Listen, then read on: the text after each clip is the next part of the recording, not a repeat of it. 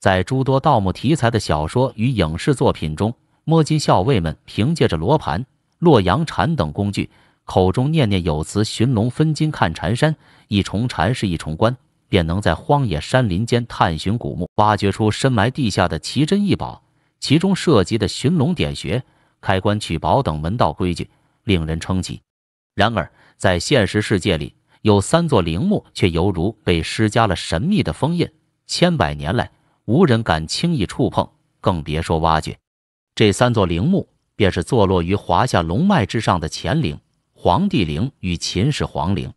他们为何能历经岁月的冲刷，始终保持着神秘的面纱？这背后究竟蕴藏着怎样不为人知的故事与玄机呢？要探寻其中奥秘，还得先从风水学中一个极为重要的概念——龙脉说起。龙脉在风水学的范畴里，被视作天地间灵气汇聚、流转的关键通道。它宛如一条蛰伏于大地之下的巨龙，蜿蜒曲折，将山脉与河流串联起来。其影响深远，不仅塑造了独特的地貌景观，对于地上建筑的选址、布局也有着深刻的指导意义。在古代，甚至被人们赋予了关乎国家兴衰、民族命运的重大使命。古代帝王大多对风水之说深信不疑，他们笃信在龙脉的风水宝地上修建陵墓，不仅能庇佑子孙后代繁荣昌盛，确保江山社稷长治久安，还能让自己在死后继续享受生前的尊荣与富贵。正因如此，帝王陵墓中往往陪葬着海量的奇珍异宝，这也吸引了无数心怀不轨的摸金校尉跃跃欲试。然而，在众多帝王陵墓中，有一座从古至今都让盗墓者们望而却步，那便是一代女帝武则天的乾陵。武则天，这位在中国历史长河中闪耀着独特光芒的传奇女性，以其卓越的政治才能和果敢决绝的手段，在男尊女卑观念根深蒂固的封建社会中强势崛起，建立了繁荣昌盛的武周王朝。她对自己的身后之事同样极为重视，筹备的隆重而周全。她与丈夫唐高宗李治合葬的乾陵，选址于陕西省乾县的梁山上。这座陵墓规模宏大，气势磅礴，堪称唐代帝王陵墓中的巅峰之作。乾陵之所以难以被盗掘，首要原因在于其内部结构设计极为坚固，防盗措施更是精巧绝伦。据历史资料记载，乾陵地宫采用铁水浇筑的方式建造，整个墓室犹如被包裹在一个坚不可摧的巨大铁桶之中，坚如磐石，牢牢守护着陵墓内的一切。回顾历史，无数盗墓者对乾陵垂涎三尺，其中不乏大规模的盗掘行动。唐朝末年，声势浩大的黄巢起义军便是其中的主力军。据史料详细记载，黄巢为了获取乾陵中的宝藏，以扩充军饷，竟派遣了40万大军浩浩荡荡奔赴乾陵。在梁山之上，这40万大军日夜挖掘，声势震天。然而，历经长时间的艰苦挖掘，最终仅仅在梁山上留下了一条深深的沟壑，后人称之为黄巢沟，而乾陵地宫却安然无恙，丝毫未受到损害。这一事件充分彰显了乾陵防御体系的强大与坚固。时光流转至民国时期，国民党将领孙连仲妄图效仿军阀孙殿英盗掘清东陵那般，用炸药强行炸开乾陵，获取其中的宝藏。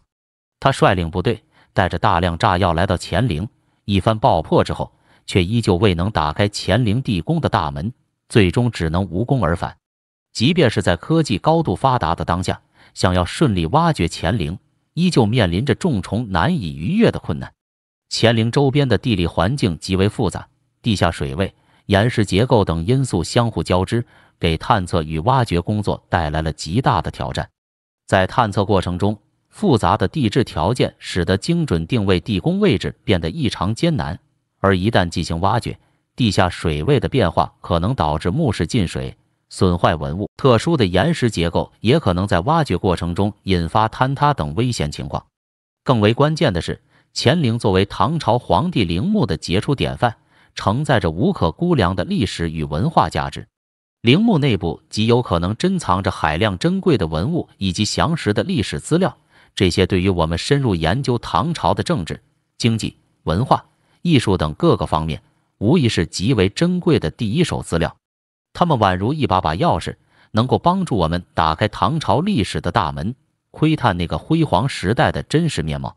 所以，无论是从技术层面，还是从历史文化保护的角度来看，乾陵的挖掘工作都需慎之又慎。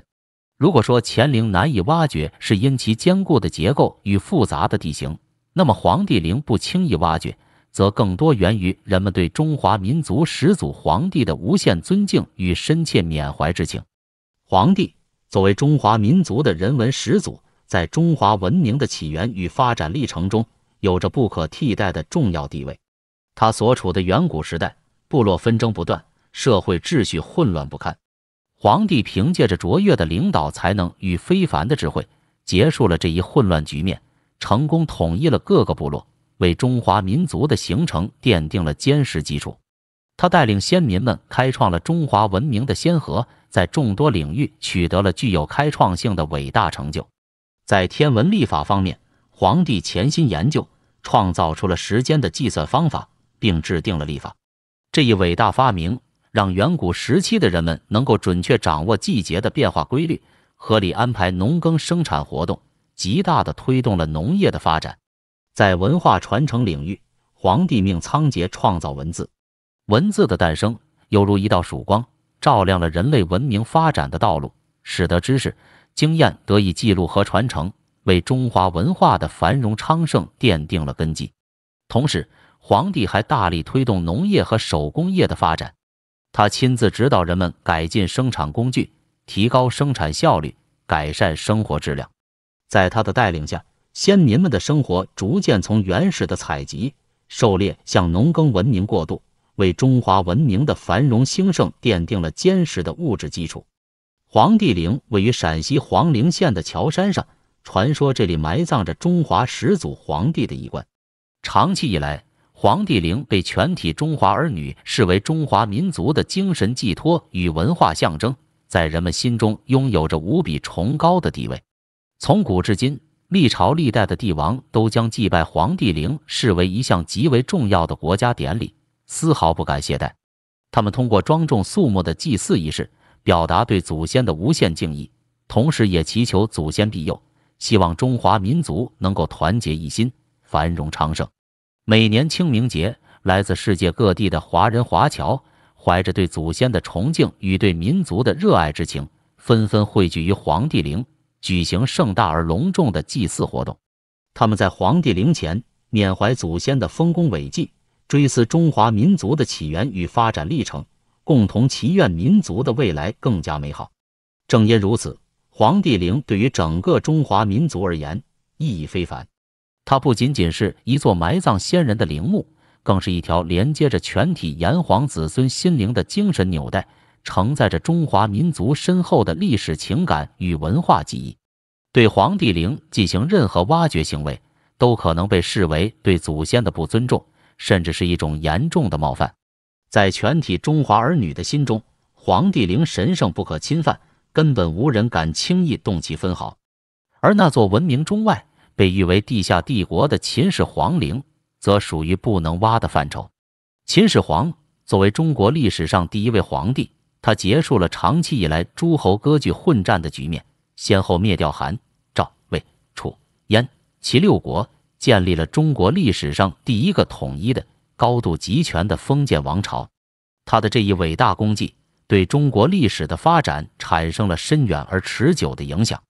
为了彰显自己至高无上的皇权以及追求长生不老的愿望，秦始皇下令修建了一座规模宏大、结构复杂的陵墓，这便是举世瞩目的秦始皇陵。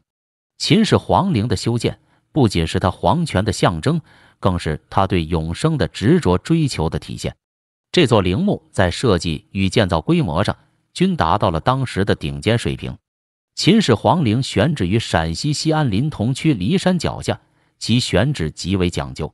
陵墓背后依托着骊山，山势雄伟，宛如一条巨龙蜿蜒盘踞，前方则是滔滔渭水，水流潺潺，波光粼粼。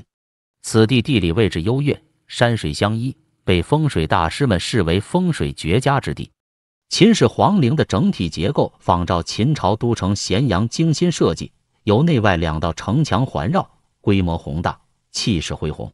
这种独特的布局不仅展现了秦始皇作为一代帝王的威严与气派，更体现了他即便在死后也渴望延续生前统治的强烈愿望。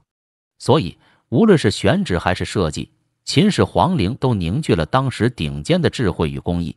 秦始皇陵之所以不能挖，主要原因在于陵墓内部设计极为精密，布置了大量精巧且危险的机关，防盗系统堪称完备。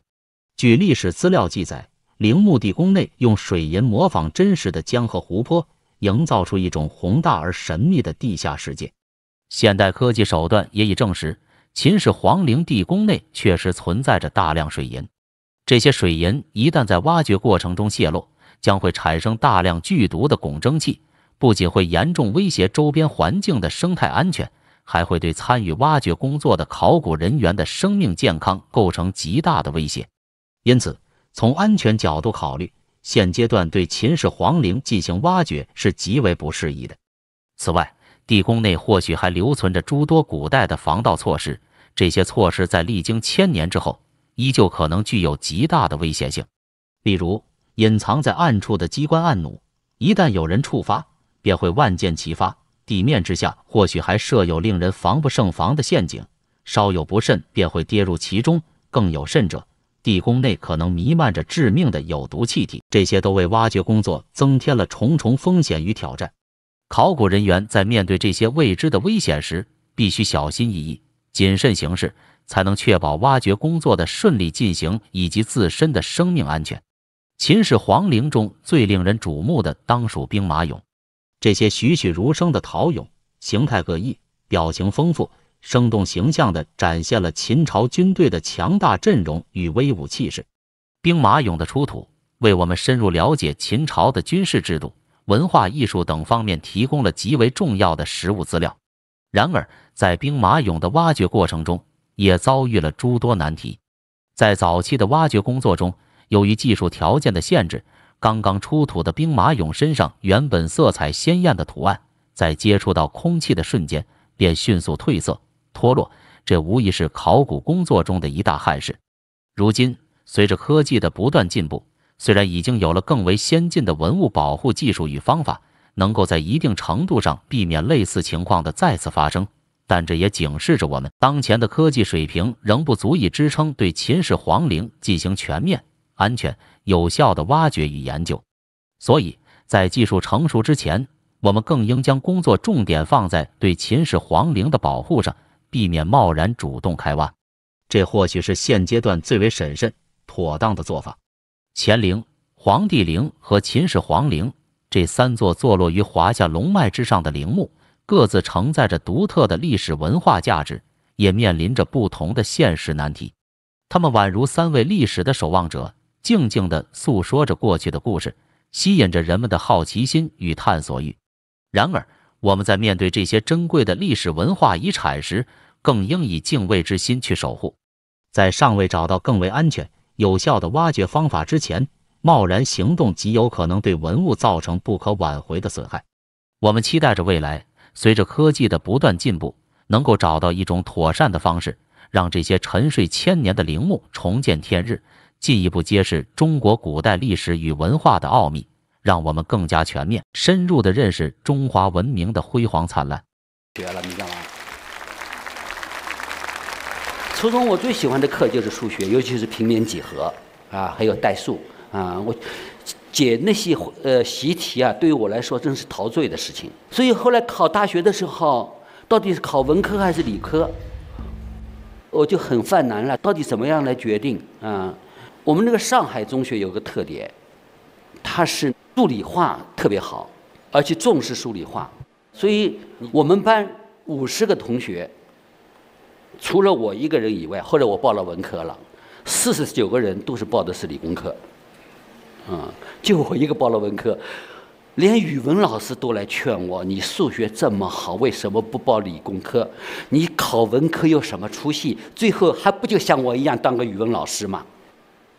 但是我当时的想法其实也是有点歪打正着的。我当时数学也放不下，语文也放不下，怎么办呢？毛主席的一句话给我指出了光明的方向。毛主席说，哲学是社会科学和自然科学的概括和总结。我想这样的话，我不是报哲学，我社会科学也有了，自然科学也有了，是吧？数学和语文我都可以不用放掉了啊！当时是这样想的啊。其实我当时对哲学根本不懂，但是后来我发现我这条路是走对了，所以我说是歪打正着啊，真是我喜欢的。考进北大以后，当然很高兴了，但是进了学校以后，我就发现，他那个课程啊，不是我想象的那样。因为我上大学也是比较早的，那时候也是1962年，那个时候这个哲学系的学生啊，上的课程还是比较单调的比较枯燥的。我当时就发现了一点，就是老师讲的这些东西，比如说他讲了一个学期，我可能花1个星期我就看书，我就了解了。所以老师在上面讲，我下面看自己的书。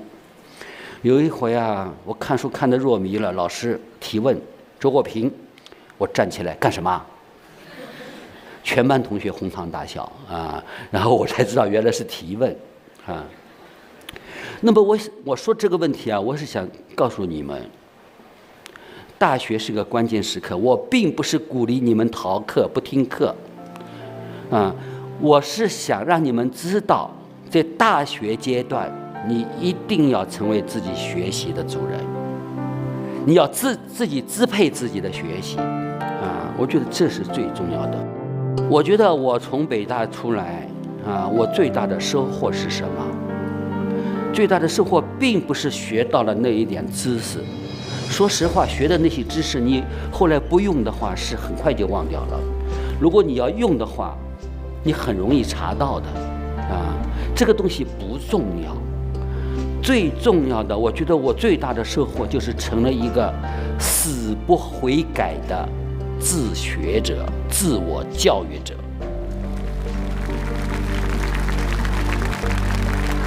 我看了大量的课外书，别的同学可能是在认真的在那里核对那个上课记的笔记，我就是看书，借了很多书来看而且我看书是没有界限的。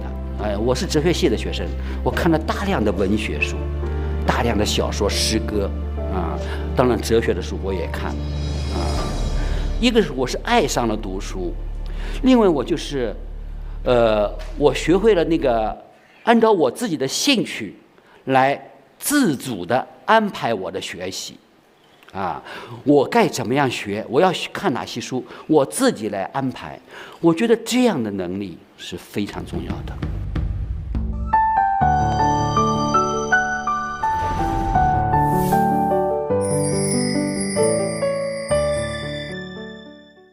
英国有一个哲学家叫怀特海，他说过一句话，他说什么是教育？教育就是等你把在课堂上学的东西都忘记了，把为考试而背诵的东西都忘记了，那剩下的东西就是教育。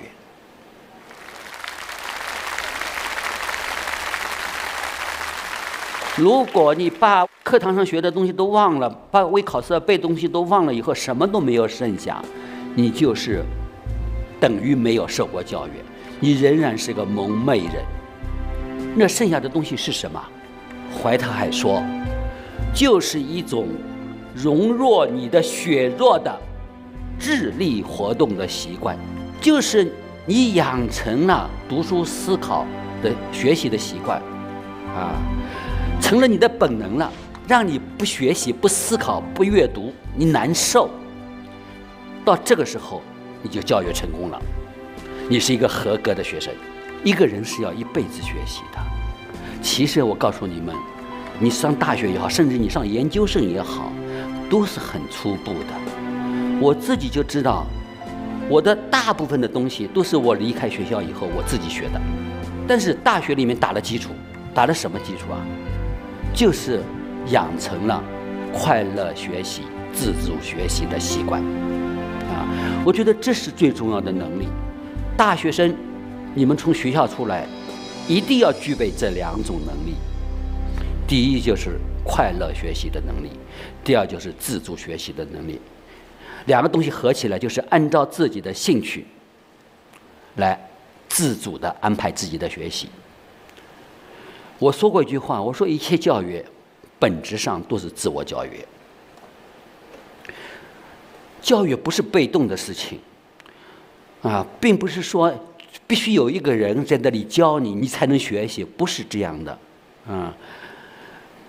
你大部分时候，你从学校出去以后，没有人在那里旁边让你学习，但是如果你成了一个自我教育者，啊，你自己会教育自己了，啊，你自己会安排自己的学习了，那你一辈子都是在学习，你是在不断的发展的，啊，只有这样的人才会有出息的。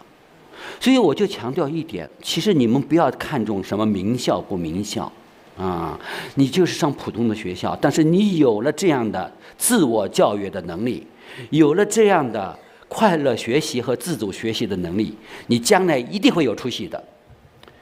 如果没有这样的能力，你就是在名校，在北大清华也白搭。所以不要把这个哪个学校看得太重要，最关键的是你自己啊，能不能做你的学习的主人。而且只有你今天做了你的学习的主人，你明天才能成为你的人生的主人。你说将来你在社会上比较成功，应该是一个什么状态呢？最重要的，你是要有你自己的一份事业。很多人是有职业没有事业的。那么什么样的才算是事业呢？在我看来，事业就是一份你真正喜欢的工作，而在这个工作中，你的能力能够得到很好的发展，那就是你的事业。简单的说，就是一份你快乐的自主的工作。那么将来你要快乐自主的工作，前提就是你现在要快乐自主的学。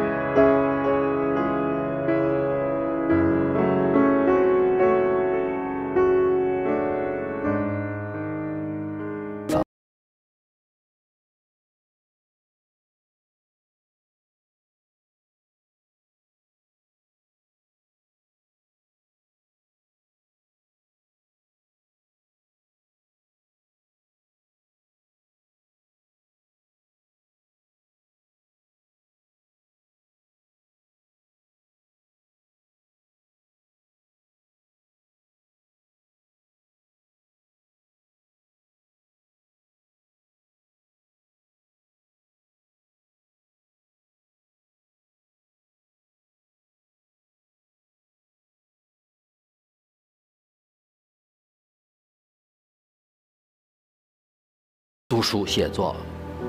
那个时候啊，其实书也没有多少书了啊。在县委宣传部的时候，县委宣传部我一看，那个书架里面都是那个干部学习材料，但是有一套马恩全集，马克思恩格斯全集39卷，还有一套。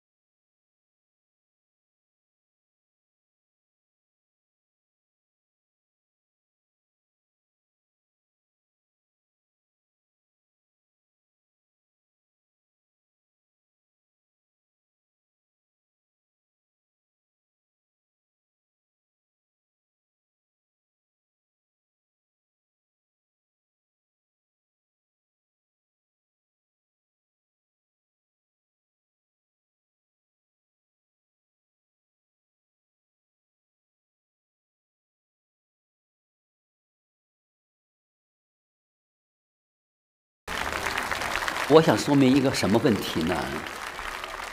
我想同学们啊，在确定你的人生目标的时候，你要把优秀放。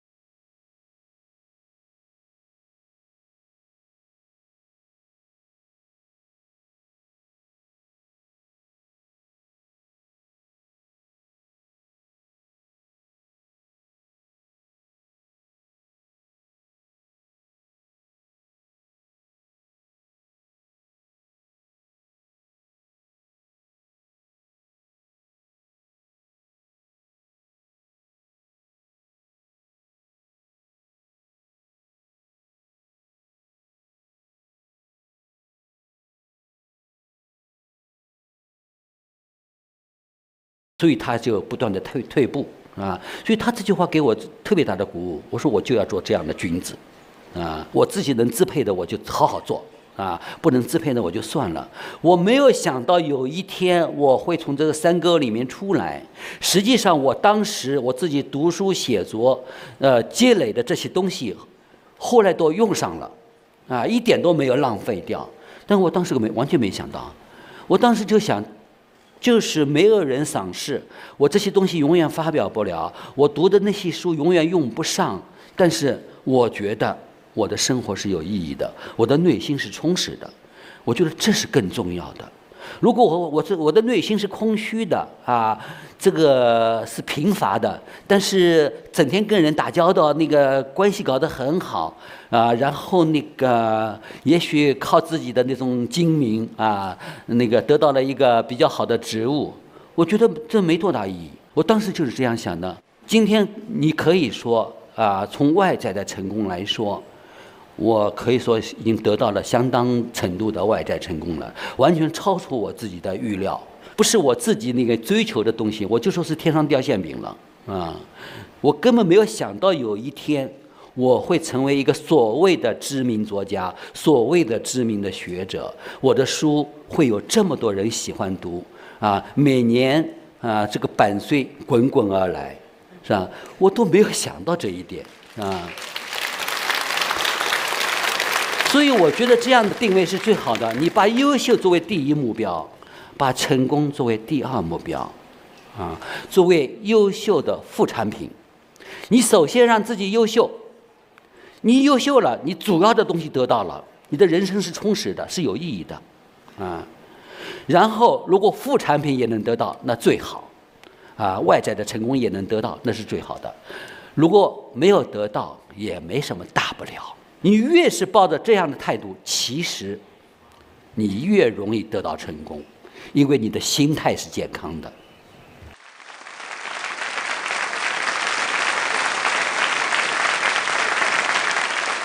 敲黑板记笔记喽！周国平老师从童年时对死亡的思考，认识到了只有一次的人生的意义和价值。我只有这一个人生，真正是做自己的人生的主人，活出一个真实的自我，并由自身的软弱意识到了自己的短板，找到了扬长避短的方向。可以把你的弱点变成你的根据地，从这里出发走向胜利。大学时代，周国平老师成为了自主学习的忠实拥趸，并一以贯之。今天做了你的学习的主人，你明天才能成为你的人生的主人。从优秀出发，走向了成功。成功作为第二目标，作为优秀的副产品。怎么样，听得还过瘾吗？在今天的对白时刻，同学们提出了很多犀利有趣的问题，看周老师如何接招吧。您写的文章和作品也是鸡汤。您方便透露一下您现在的稿酬是多少吗？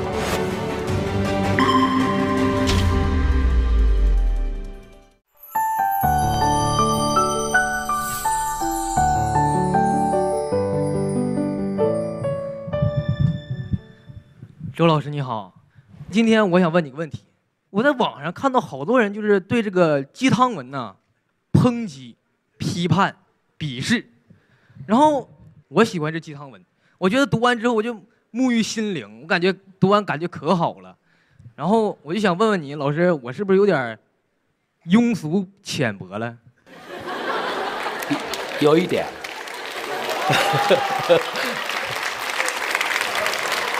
还有个问题，老师，就我可能那个有点冒昧，就是我在网上看到好些人，就是说您写的文章和作品，就是也是鸡汤文。然后我就想问问你，最近这件事儿你怎么看？那我的文章你看吗？我想看。没看。我想看。想看，但是还没看过。看过啊！你感觉怎么样？和你爱看的那些鸡汤文比较一下。我觉得挺好的。是很好的鸡汤文是吗？就是有一些我还是理解不了，没到那个层次。那个你理解不了的那个部分就不是鸡汤，所以你理解不了。我跟你讲其实是这样的啊，我也不是特别反感鸡汤文。这个人有时候啊是需要喝一点那个安慰自己啊。对，其实鸡汤文它的主要的功能是安慰。我就特别喜欢喝鸡汤。所以你这个人比较脆弱，啊，一安慰就好了。但是你的要求太低了，我觉得。对，你光是得到一些安慰，你感到痛苦了，然后他给你分析痛苦也没什么关系，这世界很美好，你不要痛苦啊什么的，就是一种比较廉价的安慰啊。我觉得这个东西啊，其实长期服用这个东西的话，是会让人越来越不健康的。对，本来有目的是为了健康，会越来越不健康的。但是我想强调一点，就是说，你可以看点鸡汤文，但是你什么样的东西都要看，尤其要看那些伟大的大师们的作品啊。那些大师们的作品绝对不是鸡汤文啊。我是看了大师们的作品以后，我写出的东西里面会有相当一部分不是鸡汤文啊，鸡汤文的那个比例会越来越小。啊，他们对我的影响会越来越大，真的是不一样的啊。但是如果说一个人光看鸡汤文，他就懂得鸡汤文，那他可能在什么书里面看到的都是鸡汤，包括在周国平的书里面，他看到的也是鸡汤。好，谢谢老师。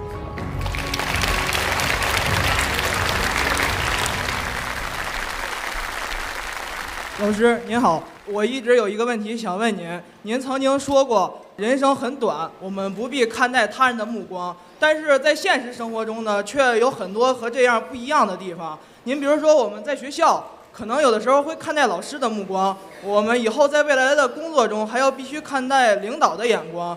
那么我们如何正确对待别人看我们的眼光呢？那避开他人的目光对我们来说又有何意义呢？你要有这样一个信念，我和别人是不一样的，我的最好的东西我要把它呈现出来。而你这样做的时候，可能有些人就会给你投来一个异样的眼光。你要有这样的一种力量来承受这样的眼光。我只能活这一次啊！我死了，没有任何人能够代替我活。如果我这一辈子虚度了，没有任何人能够真正的安慰我。在这样的情况下，我为什么要把别人的眼光、别人要我怎么做看得那么重要呢？没有必要。我就这个是要放在第一位的。然后，你对自己有了明确的认识，有了清醒的认识，有了主见，在这个基础上，对于他人的目光、他人的意见，你要做出判断。对的，你要接受。他人的目光，你去作为参考，这是第二位的。首先要有自己的主见。谢谢老师。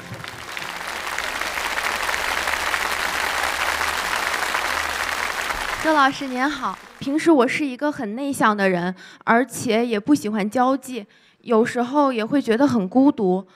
但是在现在的社会里，交际能力是非常重要的，所以我现在就很矛盾，我是不是应该改变自己，逼迫自己，让自己变得更外向一些呢？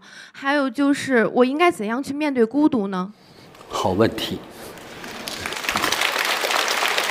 其实你这个问题啊，也是我年轻的时候长期也是面临这样一个问题。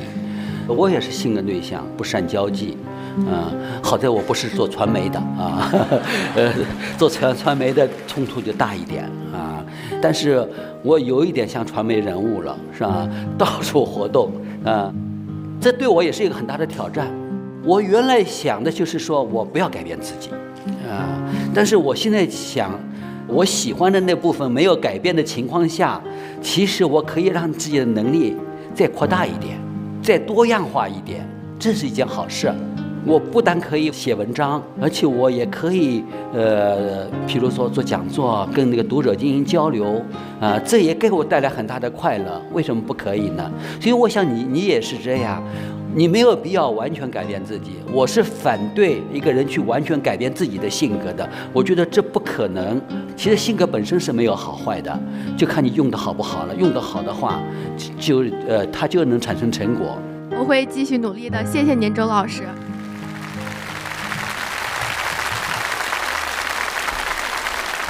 周老师你好，男生不可不读王小波，女生不可不读周国平。您是怎么看待您的这个标签的？如果你对自己有清醒的认识的话，我就不会把它看得很重要。我觉得这个其实是个调侃的话，但是我不要把它太当一回事。孤往听之，一笑了之。我记得您说过一句话，您说我们应该活得高贵一些，而不仅仅是富裕一些。但是我听到的很多的话，人穷志短，贫贱夫妻百事哀。如果不先富裕起来，怎么能高贵起来？我是同意这句话的，人穷志短。如果你真的是在过着一种特别贫困的生活的话，你什么崇高的精神追求，我觉得都是扯淡的事。首先是要解决生存问题，解决你的生存问题是你的义务，在这个前提下，不要放弃精神上的追求。我觉得物质的贫困是阻挡不了你的。我呢，今天想问您一个关于感情方面的问题。我有一个很好的女朋友，但是呢，我们两个的家离得很远，她的父母呢不同意她远嫁，我的父母也跟我说，希望我能够离她近一点。您觉得就是这种情况下，我应该怎么做呢？选个中间地点。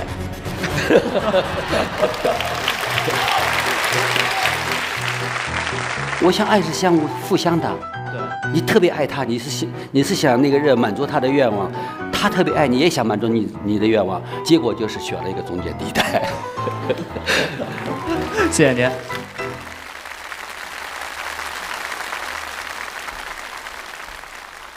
周老师您好，我是戏剧影视文学专业大一的一名学生。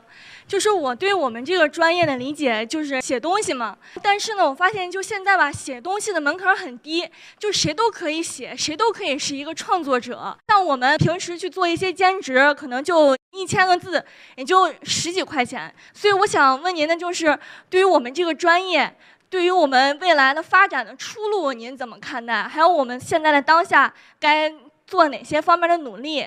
我想，其实是任何个领域啊，这个出类拔萃的人都是少数，不可能个个都是出类拔萃的。对，这是没办法的，这种差别总是会存在的，也是合理的啊。我告诉你，我当研究生的时候，我那时候写1000字只有7块钱，比你少。当然那时候钱比现在值钱一点啊，值钱一点啊。所以我就想啊，当你写作还没有被社会认可的时候，如果要靠写作去生存，我觉得是很困难的，是不容易的。应该还是让自己的能力啊的发展啊多样化，保留各种可能性，做各种尝试。但是我有一个疑问，就是说每方面我都做的不是那么的精，还是说我选择一个方面，把它做到极致？其实文科东西是相通的。如果说你底子打得好的话，那你可能写文章也好，写剧本也好，你可能做主持也做得不错。所以这里面关键一个是底子打得好，另外就是保留各种可能性。老师，我还有一个小问题，就是您方便透露一下您现在的稿酬是多少吗？他稿酬是这样的，大概在1994年以前，他是字数稿酬。就是出版社会按照你的那个书的那个字数来给你稿酬。当时我的字数稿酬也就是7块钱到10块钱的样子，1000字。现在你看我的成名之作，就是《尼采在世纪的转折点上》，当年发行了10万册，但是我拿到的稿酬大概也就是2000块钱。2000块钱在当时是一个什么概念？2000块钱等于现在2万块钱吧，加10倍吧，但是如果说现在这本书要出版的话，如果10万册的话，我想它就应该是起码是40-50万吧。哇，是这样一个概念啊。所以94年以后就是版税了，版税是根据你的书卖掉多少，然后等于是你提成。比如说我拿12%的版税，那么所谓的12%的版税，就是说一本书如果按照它的定价。叫做马洋，按照它的定价卖出去，那么我可以从里面拿到12%，100块钱的书我就可以拿到12块钱，现在我版税不少的，我都不好意思告诉你。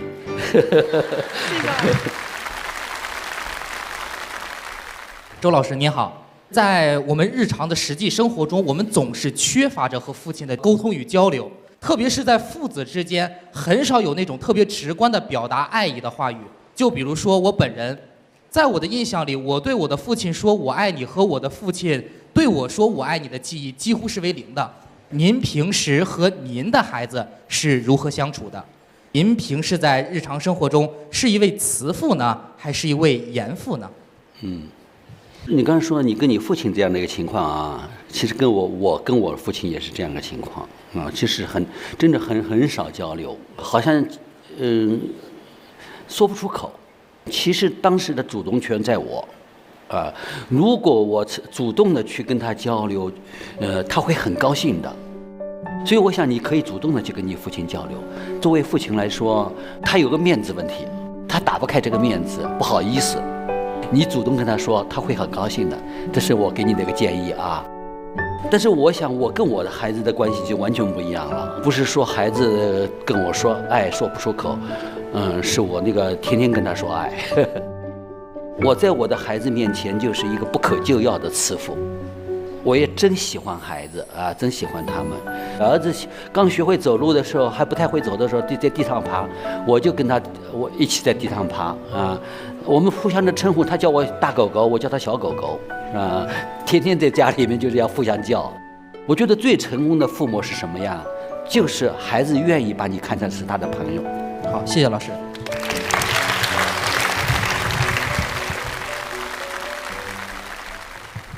周老师你好，在当下这个社会，当一个网红是一个非常不错的选择，都觉得说，名气要比学识重要。你的金钱要比精力重要。您怎么看待这样的问题？其实我觉得最好是2样都有。如果说你没有一个内在的一个比较丰富的积累，我相信这是一阵风。如果说你真正积累你的实力，同时你有机会做网红拿快钱，我也不反对。您曾经说过，凡真正的哲学问题，其实都是无解的难题。既然哲学无解，那么对于我们这些普通人来说，学习哲学又有什么用处呢？我的体会就是，哲学就是让你去想问题。如果说你永远就是去泡在那些具体的问题里面，从来不去想所谓无用的大问题，他那个生活状态是盲目的。哪怕他是没有答案，其实可以让你从那些具体的生活里面跳出来，让你站得高一点，视野宽一点。好，谢谢周老师。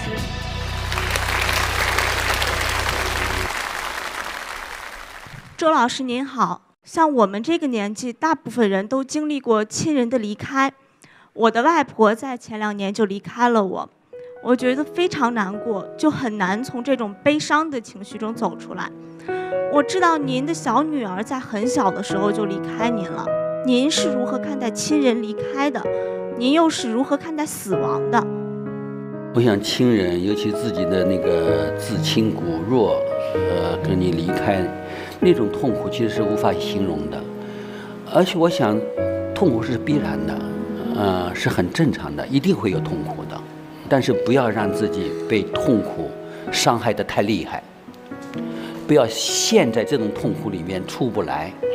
人生的路还长得很。妞妞这个事情，我就是这样的。好多年我都成了你的出不来的。当时我就说，我不能把自己毁掉，